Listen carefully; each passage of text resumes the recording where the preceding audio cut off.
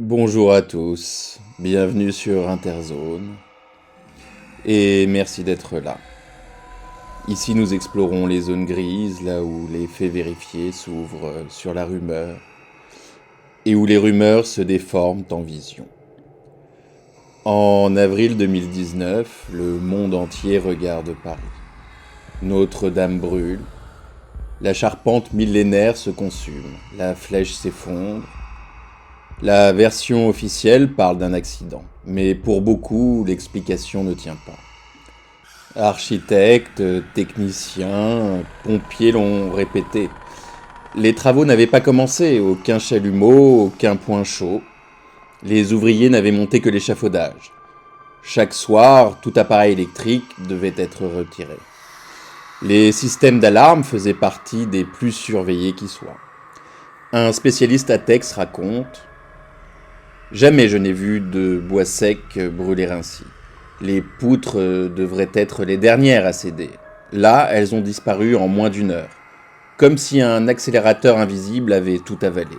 D'autres insistent sur la couleur des flammes, la chaleur ressentie même loin du brasier. Et puis, il y a eu, des mois plus tard, la mort du général Georges Lin, responsable du chantier. Randonneur expérimenté, tombé d'une falaise qu'il connaissait par cœur. Accident, oui, mais pour certains, l'accumulation dessine une toute autre histoire. Aujourd'hui, dans Interzone, il sera aussi question de vision. Et c'est là que tout bascule. Dans la fumée, dans les flammes, des témoins racontent des visions.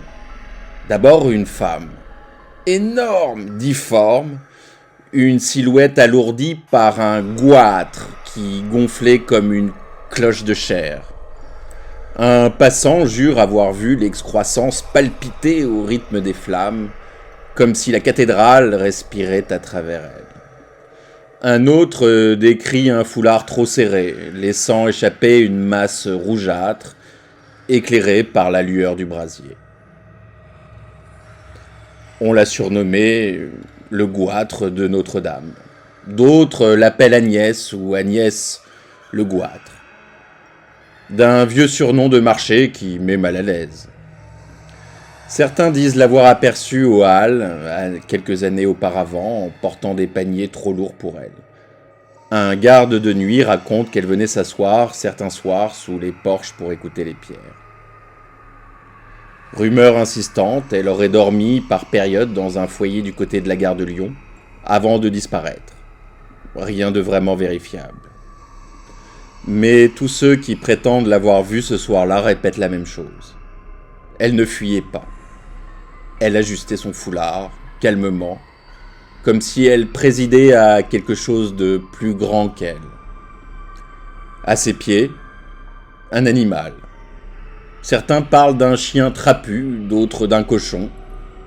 Toujours ce détail, le groin, fouillant les dalles du parvis comme pour y chercher des racines invisibles.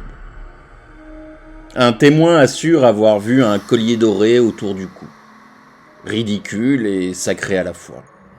Un autre jure qu'il ne s'agissait pas d'un animal, mais plutôt d'une sorte de gargouille descendue de la façade, animée par le feu. Quelque chose d'un peu irréel, quoi. Et derrière eux, une silhouette de fumée. Jamais nette, jamais de face. Deux cornes suggérées par l'angle de l'échafaudage. Une queue dessinée par un câble incandescent qui pendait. Certains disent avoir entendu un souffle profond, régulier, comme un rire retenu. On a murmuré le diable, mais un diable de suie et d'absence qui dirige sans paraître. Interzone est allé pour vous recueillir certains témoignages. Les récits s'empilent, se contredisent, se répondent. Un pompier, qui a préféré garder l'anonymat, déclare: en pénétrant par la nef, j'ai vu une masse au loin, éclairée par la lueur. On aurait dit quelqu'un de très large, penché, qui ne bougeait pas. Quand je me suis approché, il n'y avait plus rien. Un guide touristique déclare: j'ai pris 3 photos au même endroit. Sur la première, rien. Sur la deuxième, une forme qui déformait en quelque sorte la fumée. Et sur la troisième, à nouveau rien. Je n'ai pas osé les montrer. Il y avait aussi Alfredo, un musicien de rue, qui jouait ce soir-là, non loin du parvis. Le feu faisait son propre rythme. Je vous jure, il y avait une pulsation, et chaque pulsation faisait gonfler ce que j'ai pris moi pour une sorte de boule de chair incandescente. Après l'incendie, des volontaires racontent avoir trouvé dans la poussière et la suie un foulard partiellement calciné. Tissu épais, bord ourlé à la main, odeur de résine et de fumée froide. Il aurait circulé quelques jours, passé de main en main, puis disparu. On évoque aussi une photo floue prise par un touriste japonais où l'on distingue, ou du moins on croit distinguer, la dame au foulard, la dame au goitre, de profil, son goitre comme une sorte d'ampoule de peau au bout de la lumière. La photo s'est perdue dans un téléphone qui s'est éteint pour de bon la semaine suivante. Mais chez Interzone, comme toujours, essayons de nous ressaisir. Face à ces récits, nous avons évidemment consulté un psychologue, et lui balaye d'un revers de main tout ceci. Il parle de pareidolie. Sous stress, en effet, notre cerveau reconnaît des formes. Il veut du sens, alors il fabrique fumée, plus éclat lumineux, plus silhouette qui court. Et ben, ça peut créer des silhouettes étranges, des personnages, une sorte d'hallucination, si j'ose dire. Un officier ajoute, ce soir-là, tout le monde tremblait. Les témoignages ne se recoupent pas, et pourtant ils racontent plus ou moins la même scène. Alors que cela peut-il bien nous évoquer? Une sorte de trinité inversée? À force de les entendre, on comprend que trois figures structurent la légende. La femme, l'animal, l'ombre, la difformité, la chair basse, la force qui orchestre. Certains y voient donc une sorte de trinité inversée. D'autres, une messe clandestine, imaginée par la ville elle-même. La dame au goitre pour parler de la pierre, le cochon pour fouiller les secrets et même le diable pour donner la cadence. Et autour, le peuple. Touristes hagards, parisiens silencieux, pompiers rouges et or qui montent dans la lumière comme une sorte de procession. Alors qu'était-ce? Des hallucinations collectives créées par le choc, la chaleur, la panique? Ou un rituel ancien passé à travers l'incendie comme une ombre à travers un rideau? On évoque parfois les croyances anciennes. Dans certaines paroisses de Bretagne ou des Cornouailles anglaises, les incendies d'églises, accidentels ou non, furent longtemps racontés comme des fêtes inversées, où le feu ne détruisait pas seulement, il purifiait et ouvrait une brèche entre les mondes. Les pourceaux y avaient leur place, impurs et sacrés à la fois, tenus à l'écart et pourtant nécessaires pour, entre guillemets, manger le mal. Les difformités y étaient lues comme des signes, non comme des moqueries, mais des avertissements en quelque sorte. Et l'ombre, diable tentateur, spectre, n'était jamais qu'un mouvement de l'air qui prend soudain une intention. Ici, à Notre-Dame, dans la langue des rumeurs, la dame au goitre serait venue parler pour la pierre malade, son goitre cloche de chair ou ampoule au diapason du brasier. Le cochon, groin au sol, aurait remué la mémoire des dalles, et le diable, s'il faut l'appeler ainsi, aurait simplement tenu le tempo. La dame au goitre ou dame au foulard, qui était-elle finalement? On entend Agnès, Agnès au goitre, Agnès la grosse, la dame au foulard. On dit qu'elle lisait beaucoup, qu'elle gardait dans un sorte de petit sac un petit missel sans couverture et un livre de médecine aux pages cornées où l'on avait entouré au crayon plusieurs fois le mot goitre. Et qu'elle s'asseyait souvent sur les marches, pas pour mendier, mais pour regarder. Qu'elle avait un gros carnet couvert de papier bleu où elle recopiait des inscriptions lues au hasard des façades.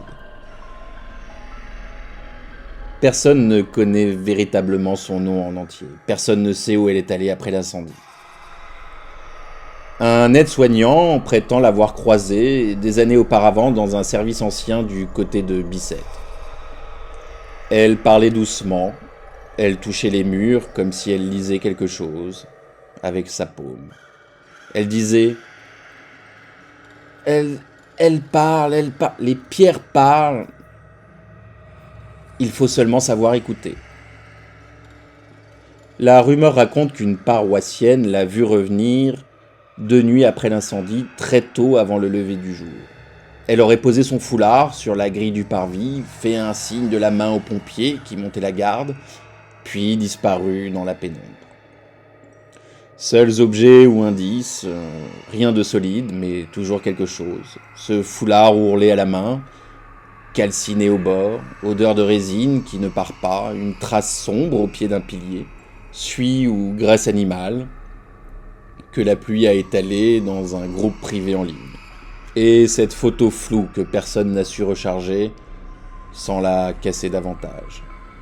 Des indices assez consistants pour faire une histoire, trop fragiles pour relativement être une preuve. Un ingénieur de la sécurité incendie, très posé, recale. Un incendie, c'est du chaos.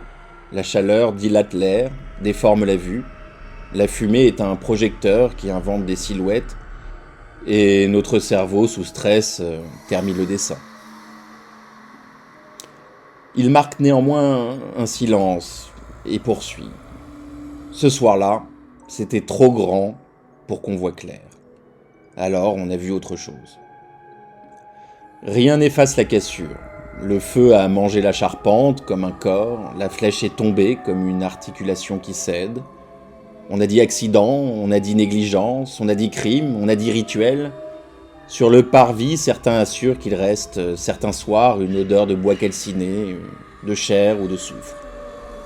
Un parfum qui ne disparaît pas.